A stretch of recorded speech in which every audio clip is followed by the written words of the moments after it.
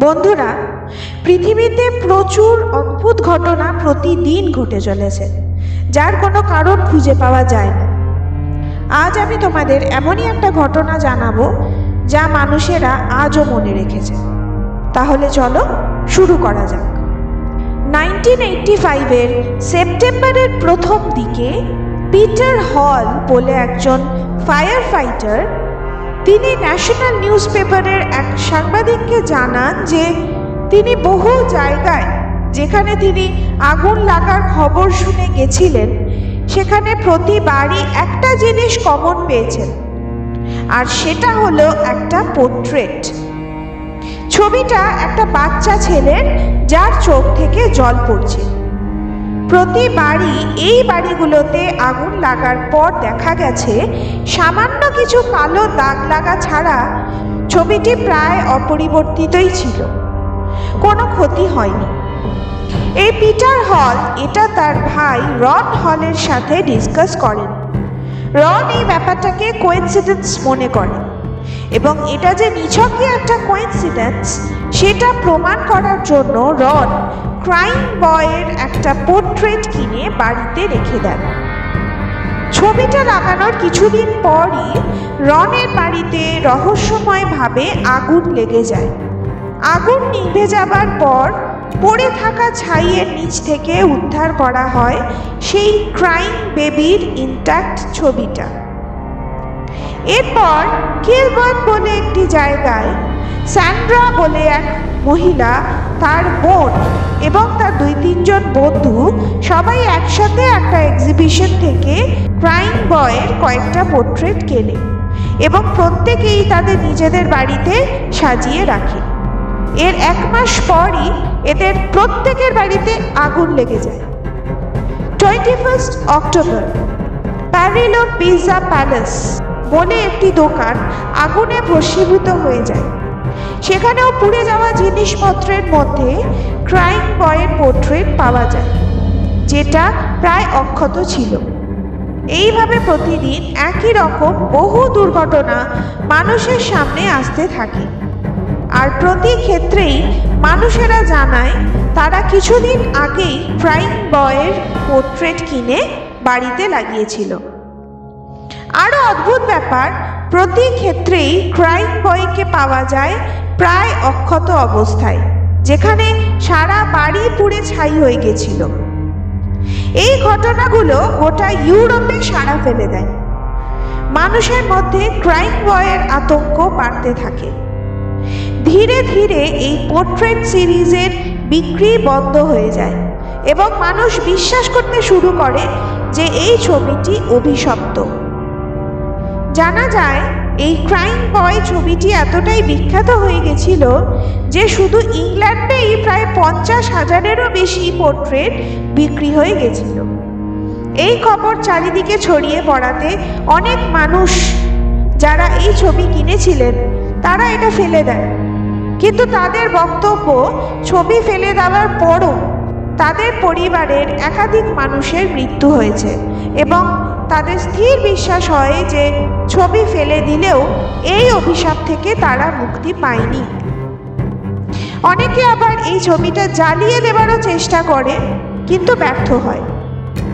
ঠিক এই সময় এই ক্রাইম বয়ের অভিশাপ থেকে মুক্তি পাওয়ার জন্য দ্য সান পত্রিকায় একটা আর্টিকেল বেরোয়, যেখানে অ্যানাউন্স করা হয় যারা এই পোর্ট্রেট কিনেছে তারা যেন এই ছবিটা একটা নির্দিষ্ট জায়গায় জমা দেয়। তারা ঠিক করে 1985-এর হ্যালোউইনের রাতে তারা শহরের সমস্ত ক্রাইম বয় পোর্ট্রেটকে নষ্ট করে এই অভিশাপ থেকে মুক্তি পাবে। হ্যালোউইনের দিন আসে, ফায়ার ব্রিগেড, জার্নালিস্ট সবাইকে সাথে করে এই ছবিগুলোকে পোড়ানোর চেষ্টা করা হয়। এখন তোমরা নিশ্চয়ই ভাবছো যে এখন এত সহজে ছবিগুলো পুড়লো কি করে? না, ছবিগুলো একবারেই পড়েনি, অনেকবার আগুন লাগানোর চেষ্টা করতে হয়, ফাইনালি সেগুলো নষ্ট করা যায়। এটা তো ছিল ক্রাইম বয়ের অভিশাপের ইতিহাস, কিন্তু এত মিষ্টি একটা বাচ্চার ছবি কি করে অভিশপ্ত হলো? এই ব্যাপারে দুটো মত আছে। একটি মত অনুযায়ী 1969-এর ইটালির ভেনিসে একবার একটা ছোট শিশু কাঁদতে কাঁদতে রাস্তায় ঘুরছিল। তার মুখ দেখে মনে হচ্ছিল অনেক জিজ্ঞাসা তার মনে। ছেলেটিকে কিছু মানুষ বাবা মা কোথায় বা বাড়ি কোথায় এই ধরনের প্রশ্ন করলেও কোনো উত্তর পায় না। এরপর তারা বাচ্চাটাকে চার্চে ফাদারের কাছে নিয়ে যায় আশ্রয়ের জন্য, কিন্তু ফাদার ছেলেটাকে দেখেই বলে তাকে চার্চ থেকে বার করে দিতে, কারণ তার মধ্যে নাকি সাংঘাতিক শক্তিশালী ডেমন আছে। ফাদার বলেন ছেলেটা সাক্ষাৎ শয়তান, ওর থেকে সবাইকে সরে যেতে বলেন। জানা যায় বাচ্চাটা নিজের বাড়িতে আগুন ধরিয়ে তার বাবা মাকে পুড়ে মরতে দেখে সেখান থেকে চলে আসে। এটা জানাজানি হবার পরই কেউ আর ছেলেটাকে আশ্রয় দিতে চায় না।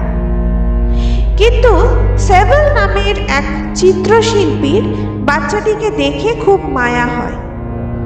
তিনি সবার বারণ সত্ত্বেও বাচ্চাটাকে তার বাড়ি নিয়ে আসেন। বাচ্চাটার মুখটা নিয়ে তিনি একটা পোর্ট্রেট আঁকেন, তার একটা সিরিজও এঁকে ফেলেন।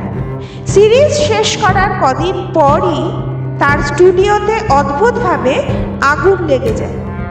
চিত্রশিল্পী মারা যান, কিন্তু কোনো বাচ্চা ছেলের ট্রেসও ওই স্টুডিওতে কিন্তু পাওয়া যায়নি। সেখানে কোনো বাচ্চা যে ছিল কয়েকদিন তারই কোনো প্রমাণ পাওয়া যায়নি। কিন্তু ছবিগুলো স্টুডিওতে না থাকায় সেগুলোর কোনো ক্ষতি হয়নি। আরেকটি মতে ব্রুনো অ্যামেডিও এই ক্রাইম বয় সিরিজ আঁকতে শুরু করেন। মোট 65টি ছবি এঁকে ফেলেন। সারা পৃথিবী জুড়ে এই ছবিগুলো ভীষণ বিখ্যাত হয়ে যায়। এর বেশ কয়েক বছর পরে 1976-এ বার্সেলোনাতে একটা গাড়ির অ্যাক্সিডেন্ট হয়। গাড়িটাতে আগুন লেগে ভস্মীভূত হয়ে যায়।